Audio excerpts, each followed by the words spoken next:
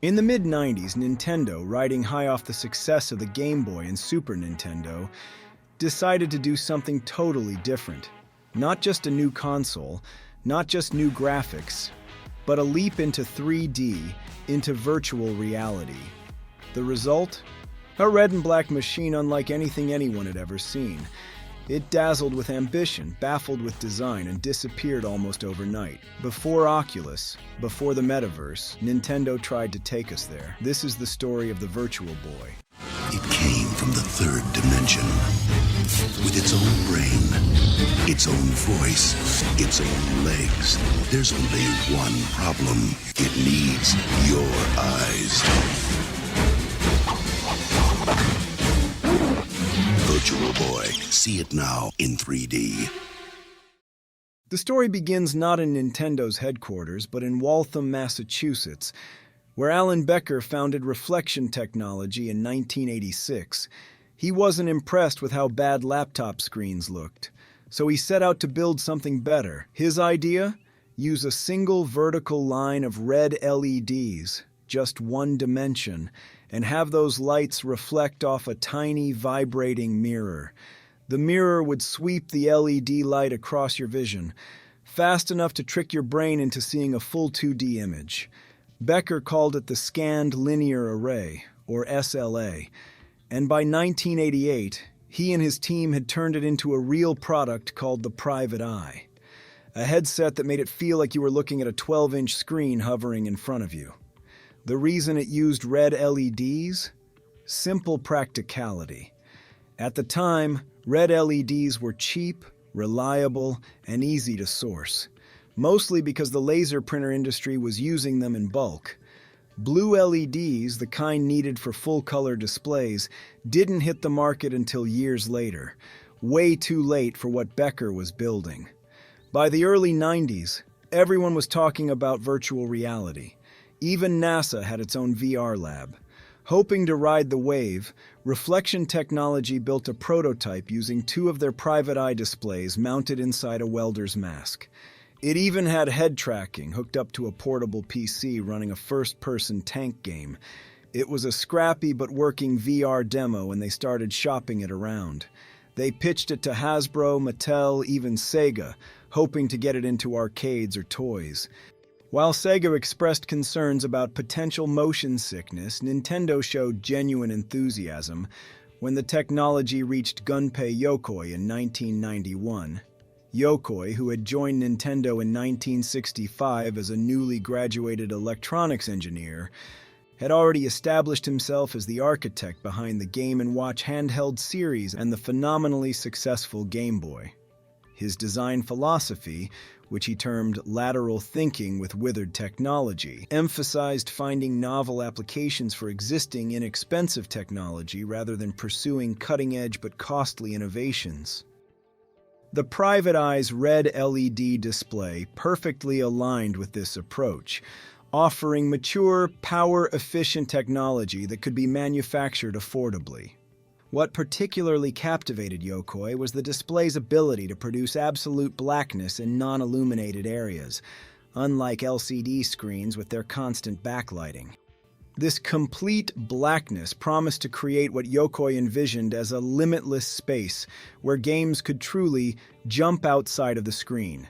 Nintendo struck an exclusive deal with Reflection Technology to use their display tech for gaming, and even bought a small share of the company to lock it in. The project received the internal codename VR32, reflecting its 32-bit architecture and virtual reality aspirations. Initially, Yokoi conceived the VR32 as a head-mounted wearable device, representing what he termed a third category of Nintendo gaming hardware beyond traditional consoles and handhelds. But then things started to get complicated. Around 1995, Japan was rolling out stricter product safety laws, and Nintendo got spooked about potential health risks, stuff like exposure to electromagnetic fields. To play it safe, they added a bunch of heavy metal shielding to the headset, which made it way too bulky to wear comfortably. They even tried strapping it to your shoulders, like some kind of VR backpack. But the real deal breaker? They realized people might walk off stairs or into traffic while wearing the thing. So yeah, the whole head-mounted idea? Scrapped. The final design transformed the VR32 into a stationary tabletop unit, mounted on a distinctive bipod stand. This compromise solution retained the stereoscopic display technology while eliminating mobility-related safety concerns, though it also removed head tracking capabilities and fundamentally changed the user experience from Yokoi's original vision. At the heart of the renamed Virtual Boy lay sophisticated 32-bit architecture built around NEC's V810 processor operating at 20 MHz. This represented a quantum leap in portable gaming power, considering the Super Nintendo averaged 1.79 MHz and the Game Boy operated at 4.19 MHz. The custom NVC chip combined the V810 core with additional Nintendo-designed components, supported by 64 kilobytes of work PS RAM, 128 kilobytes of graphics DRAM, and 128 kilobytes of video RAM. The display resolution reached 384 by 224 pixels with a frame rate of approximately 50.27 Hz. The revolutionary video image processor, or VIP chip, represented Nintendo's most advanced graphics technology to date. The Virtual Boy's controller had a pretty wild design. It was M-shaped and had 2 D-pads, which was super unusual. The idea was to let you move in 3D space, not just left and right. And powering the thing? You had 2 options: slap on a big battery pack that took 6 AA's or plug it into the wall. Because, yeah, this thing was a bit of a power hog. The console's striking red and black aesthetic wasn't merely stylistic, but functionally necessary. The monochromatic red display utilized 4 different brightness levels to create depth and contrast, with developers able to compose 8 color palettes using various red shades obtained by altering LED brightness settings. Nintendo launched the Virtual Boy in North America on August 14, 1995, with an introductory price of $179.99, equivalent to approximately $370 in today's currency. The launch lineup included Mario's Tennis, Red Alarm, Teleroboxer, and Galactic Pinball, with Mario's Tennis serving as the pack-in title for North American consumers. Nintendo initially projected sales of 3 million consoles and 14 million games, but even with all the hype and futuristic tech, the Virtual Boy didn't exactly blow people away at launch. The price was steep, the design was weird to use, and the red and black visuals didn't help. Pretty quickly, it became clear that Nintendo's big 3D gamble wasn't landing with gamers. It just didn't click with what people wanted, and before long it was on its way to becoming one of gaming's most memorable flops. The Virtual Boy didn't have a huge game library, just 22 official titles, but what it lacked in quantity, it made up for in creativity. Developers really tried to push the limits of what this weird little console could do. Nintendo even stepped things up on the back end, giving third-party studios access to some surprisingly advanced tools. Full-on C compilers, debuggers, the works. That was a big shift from the super basic assembly-only setup they used for the Game Boy. Unfortunately, they kind of ditched all that progress when the Game Boy Color came around. Mario's Tennis emerged as the system's best-selling title, demonstrating the Virtual Boy's stereoscopic capabilities through its court depth perception and ball trajectory visualization. The game employed subtle horizontal shifts between the left and right eye displays to create convincing three-dimensional space, with objects shifted toward the center of the viewer's field appearing closer while elements shifted away seemed more distant. This stereoscopic parallax technique became the foundation for all Virtual Boy software development. Red Alarm represented perhaps the most technically ambitious title in the library, featuring fully three-dimensional wireframe graphics rendered entirely by the CPU rather than the VIP graphics processor. The game presented a complex science fiction combat scenario with intricate geometric environments. Virtual Boy Wario Land stood as arguably the system's creative pinnacle, utilizing the stereoscopic display to create innovative gameplay mechanics impossible on traditional two-dimensional platforms. The game featured multiple depth planes that players could navigate between, with Wario able to leap into the background or foreground to avoid obstacles, discover hidden areas, and solve puzzles. This title demonstrated how developers could transcend the hardware's limitations through imaginative design, creating experiences that genuinely justified the Virtual Boy's existence beyond mere technological novelty.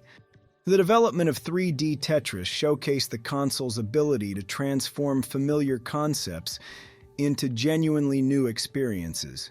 The game presented falling blocks in true three-dimensional space, requiring players to manipulate pieces not only through rotation and horizontal movement, but also depth placement.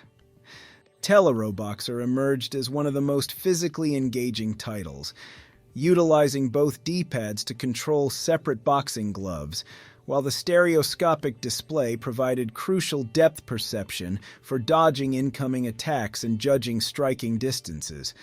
The game's control scheme exemplified the M-shaped controller's intended functionality, with each directional pad serving distinct purposes rather than redundant input methods. Mario Clash presented a reimagining of the original Mario Bros. Arcade formula, featuring Mario on a three-dimensional cylindrical platform system where enemies and obstacles existed on multiple depth planes. Players could throw shells and other projectiles between foreground and background levels, creating strategic gameplay opportunities that leveraged the system's dimensional capabilities. The game represented Nintendo's effort to adapt their established franchises to the Virtual Boy's unique requirements. Space Squash delivered a three-dimensional interpretation of classic ball and paddle mechanics, with the spherical projectile traveling through stereoscopic space. The depth perception provided by the dual displays became essential for successful play, as players needed to accurately judge the ball's three-dimensional trajectory to position their paddle effectively. The Virtual Boy's automatic pause system became a defining characteristic across all software titles, with games programmed to halt gameplay every 15 to 30 minutes while displaying reminder messages encouraging players to take breaks and rest their eyes. These mandatory interruptions reflected Nintendo's awareness of the potential health concerns associated with prolonged stereoscopic viewing, though they also disrupted gameplay flow and reminded users of the system's inherent limitations. Every Virtual Boy game started with a little ritual. To get the 3D effect working properly, you had to turn the IPD dial on top, then you'd fine-tune the focus slider, trying to get everything crisp and sharp in the center. Down below on the left-hand side, there was a volume control and a headphone jack. On the right, you had the controller port and a Game Link socket, meant for connecting two Virtual Boys together. Problem is, the system didn't stick around long enough for that feature to actually happen. Cartridges loaded into the back and you played by peering into the front, head resting on that rigid stand, eyes locked in. Nintendo's marketing partnership with Blockbuster Video represented one of the most innovative promotional campaigns in gaming history.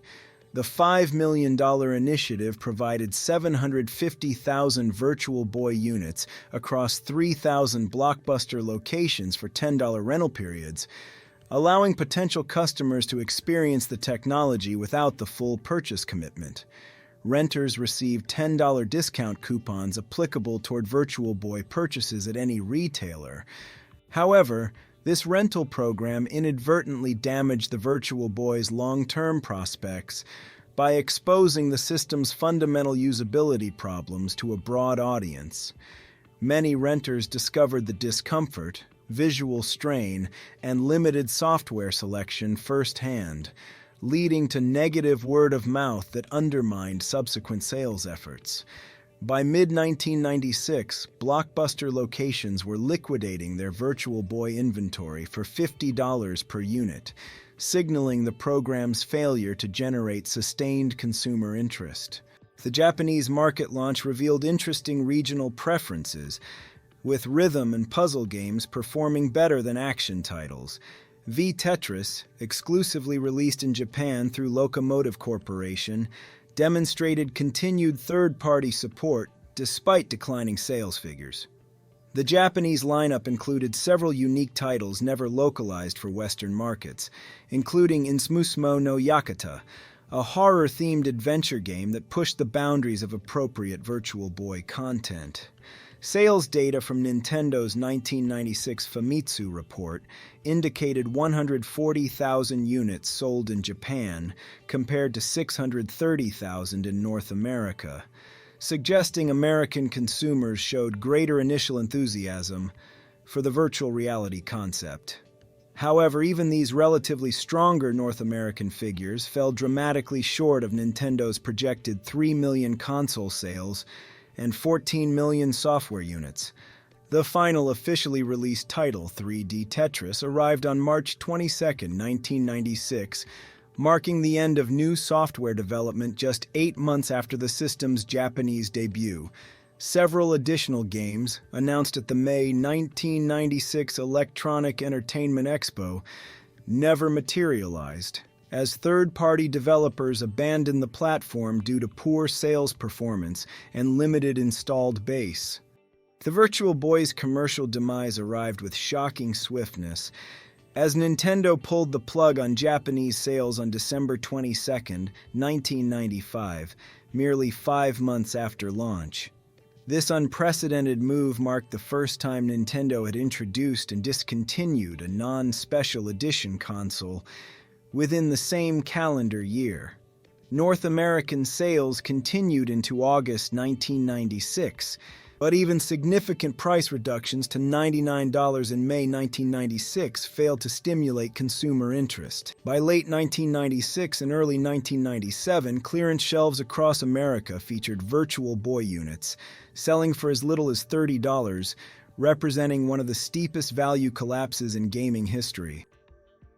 And behind the scenes, Nintendo had bigger things to worry about. The Nintendo 64 was falling behind schedule, and pressure was mounting fast. So, rather than try to save the sinking ship that was the Virtual Boy, the company shifted gears and poured everything into making sure the N64 didn't flop too. Looking back, it was probably the right call. Sony's PlayStation was already making waves, and Nintendo couldn't risk falling even further behind. Not long after, Gunpei Yokoi, the guy behind some of Nintendo's biggest hardware hits, left the company. Officially, it had nothing to do with the Virtual Boy, but pretty much everyone assumed otherwise. According to the book Game Over, Nintendo basically pinned the whole thing on him, even though Yokoi had serious doubts about launching the system in its final stripped-down form. It felt like a rough ending for someone who had brought so much innovation to the table. Following his Nintendo departure, Yokoi founded Kodo Corporation and collaborated with Bandai to create the Wonder Swan, which competed directly with Nintendo's Game Boy line. Tragically, Yokoi died in a car accident in 1997, never getting to see how his idea of lateral thinking with withered technology would go on to shape future Nintendo devices. Reflection technology didn't make it out either. After the console flopped, they struggled to stay afloat, and by '97, they were basically gone. Their once promising display tech just kind of faded into history. The Virtual Boy might have flopped hard, but its tech spirit didn't totally die. It actually sat on the shelf at Nintendo for years before quietly making a comeback in the form of the 3DS. In an interview, Satoru Iwata asked Shigeru Miyamoto about how the 3DS came to be, and Miyamoto admitted he'd been into the whole 3D thing for a long time. As he put it, "At the time, just before the creation of the Virtual Boy, I was interested in virtual reality and was one of the staff that went on and on about how we should do something with 3D goggles. When the 3DS finally launched in 2011, it felt like Nintendo had come full circle, this time pulling off 3D gaming without the clunky goggles. It was like the Virtual Boy got a second chance, just way more polished. Even Miyamoto admitted the old system had its issues, Those wireframe graphics and the weird red visuals just didn't cut it back in the N64 days. But the 3DS, it nailed the experience. Full-color 3D, no glasses, and totally portable. Nintendo's eventual return to virtual reality came through the Labo VR kit for the Nintendo Switch, released as part of their cardboard construction toy line. This lightweight player-assembled headset used the Switch console as a head-mounted display, creating VR experiences through cardboard accessories and Joy-Con controller integration. The Labo VR approach embodied Yokoi's original philosophy by utilizing existing, inexpensive materials to create novel gaming experiences without requiring dedicated VR hardware development. While Nintendo moved on, fans stepped up. Sites like Planet Virtual Boy became hubs for homebrew games and mods, reviving lost titles like Bound High and Nico-chan Battle. It was a grassroots effort that kept the system's potential alive and its history from being forgotten. These days, Nintendo doesn't pretend the Virtual Boy never happened. In fact, they've had some fun with it. In Luigi's Mansion 3, Professor Egad gives Luigi a gadget called the Virtual Boo, a red and black throwback that looks just like the old console. At one point, Egad even says it'll fly off the shelves, which is definitely Nintendo poking fun at themselves. As of 2024, Virtual Boy merchandise has become available at the Nintendo Museum in Kyoto, Japan, signaling the company's embrace of the system as legitimate gaming history rather than an embarrassment to be forgotten. Collector values for complete Virtual Boy systems and rare games have steadily increased, with mint condition units commanding significant premiums among retro gaming enthusiasts. By now you've seen the pattern. Yokoi's whole lateral thinking with withered technology approach led to some of Nintendo's biggest wins. The Game Boy, the DS, the Wii. But the Virtual Boy? It was one of the few times that idea didn't quite work out. It had the same DNA, the same outside-the-box thinking. It just missed the mark, a rare stumble in an otherwise legendary run. But even then, the thinking behind it stuck, and it kept driving Nintendo's hardware choices long after the Virtual Boy was gone. Thanks for joining me on this trip through another part of Nintendo's history. If you enjoyed the video, drop a like. It really means a lot to us. If you've got suggestions for other cool gaming phenomena, leave a comment below, and don't forget to subscribe so you don't miss more videos like this one. See you next time.